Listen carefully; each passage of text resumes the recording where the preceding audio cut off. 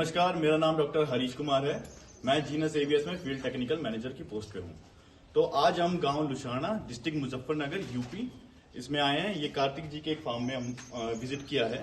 इनकी एक समस्या थी, इनकी एक गाय है होस्टिन फ्रीजन की गाय, और इनकी ये समस्या है कि ये पिछले 1 साल से कंसीव ही नहीं हो रही है। ये पहले लगातार हीट में आती थी। इसकी हिस्ट्री ये है कि 15 दिन से हीट में आती है, 15 दिन लगातार हीट में आती है। फिर उसके बाद इसकी इंट्रायूट्राइन ट्रीटमेंट भी की गई है, थोड़ा बहुत इसको हार्मोनल इंजेक्शंस भी दिए गए हैं, बट इसमें अभी तक कोई इलाज संभव नहीं हो पाया है। और इसकी जितनी बार भी एआई की है ये हमेशा खाली निकली है। तो आज हमने इसको जब ऐसे ही चेक किया और इसमें हमने जानने की कोशिश की इसमें दिक्कत क्या होगी।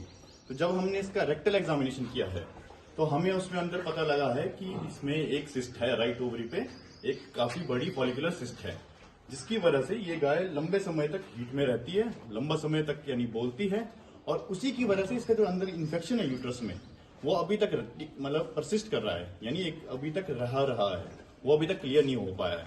इसको हमने चेक करने के लिए, कंफर्म करने के लिए हमने इसका डिस्चार्ज भी लिया। तो हमने जब इसका डिस्चार्ज लिया तो हमें ये डिस्चार्ज इसका मिला है।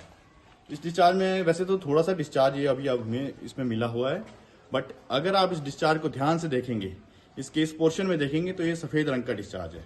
इसका मतलब इसमें अभी भी इन्फेक्शन है।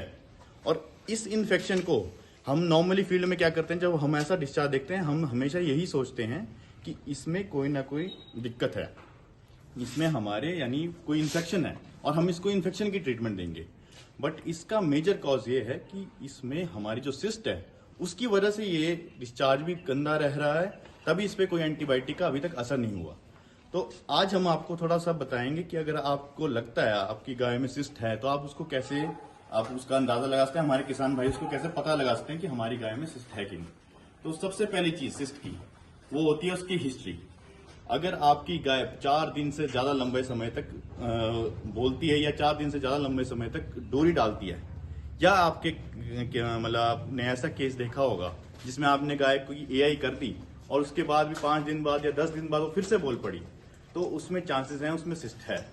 आपको सिस्ट का डायग्नोज करने के लिए एक डॉक्टर को बुलाना पड़ता है और उससे एक ओवरी एग्जामिनेशन करनी पड़ती है।